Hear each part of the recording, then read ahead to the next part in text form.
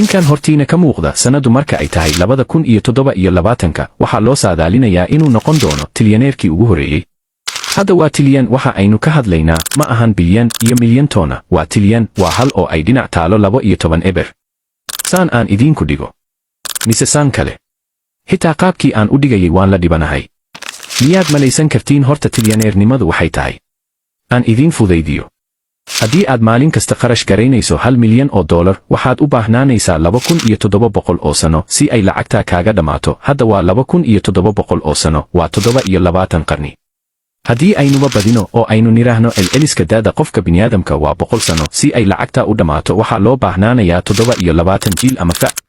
Taasi micnaheedu waa in Elon Musk kiisa uu dhalay, kuu sii dhalay, kiisa 27aad marka la gaaro ay lacagtaasi dhammaanayso. Haddii maalin kasta la kharash gareeyo $1 milyan, iyagoo weliba uu mid weliba noolaanayo 100 sano.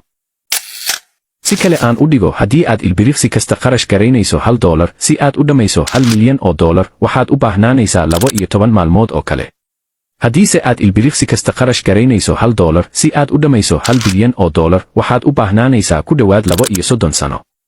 taa beddelkeeda haddii aad ilbiriqsi kasta kharash garaynayso $1 si aad u dhammayso $1 trilyan, waxaad u baahnaanaysaa ku dhowaad 32,000 oo sano. Hadda waa isla halkii $1 iyo isla halkii ilbiriqsi, haddana farqiga weyn ee u dhexeeya hortaaday ka muuqataa. Haddana si kale aan u dhigo, haddii Elon Musk uu qof waliba oo adduunka guudkiisa saaran siiyo $50 oo haatan lagu qiyaaso inay yihiin 8 bilyan oo ruux, oo wadarta guud noqonaysa 400 oo bilyan oo dollar, waxaa weli u hadhaya lacag dhan 600 oo bilyan oo dollar. Marka aynu leenahay miyaad malaysan kartiin tilyaneernimadu waxay tahay, waa markan oo kale. Haddiise qof waliba uu siiyo $100, waxaa weli haddana u hadhaya lacag dhan 200 oo bilyan oo dollar. Istiil haddana waa bilyaneer.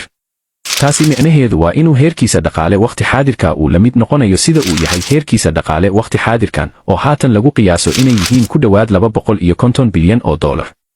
Haatan daawade, miyaanay kugu dhibcin tilyaneernimadu waxay tahay, mise haddana in si kale lagugu dhigaa rabtaa?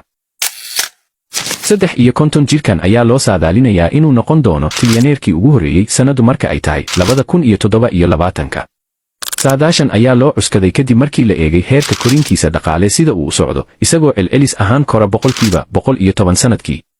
Taasoo micnaheedu yahay in haddii isla heerkaas hantidiisa u korto sanadkiiba, loo saadaalinayo inuu 3 sano kadib noqon doono tilyaneer. War ninkan garan mayno halkuu u socdo. Maalin dhaweydna wuxuu shaacinayay robot qabanaya ugu badnaan hawlihii guriga iyo gaadhi isku wadaya oo aan lahayn wax shawkaan ama isteerin ah, iyo sidoo kale bas. Inkastoo la leeyahay fikradda iyo naqshadaha mashaariicdaas waa kuwa uu soo xaday ama uu ka soo dheehday filimaan, siiba filimka ay robot ee uu daadihinayo Will Smith. Waxay ahaataba daawada, su'aal ayaan rabaa inaan ku weydiiyo anigu yaabaye.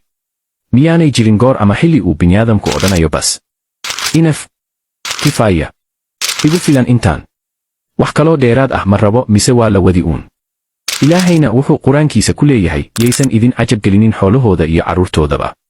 Aayad kalena wuxuu ku leeyahay, wixii ay ku raaxaysan jireen waxba umaysan tarin maanta. oo micnaheedu yahay wixii aan siinay ee xoolo iyo raaxo iyo cilmi iyo cimriba ahaa, maanta kagama gaashaaman karaan cadaab oo waxba uguma oolo. Sidaa darteed yaynaan xoolahooda ku kadsoomin, aakhiradeenana seegin. Sidoo kale su'aal kale aan ku weydiiyo, kolay waxaan u badinayaa muuqaalkan inuusan arki doonin qof milyaneer ee daawada waqti xaadirkan. Maxaa tahay adigu, kunyaneer mise boqolyaneer mise faqiiryaneer mise gaajoneer mise magac kaloo ku gaar ah baa jira?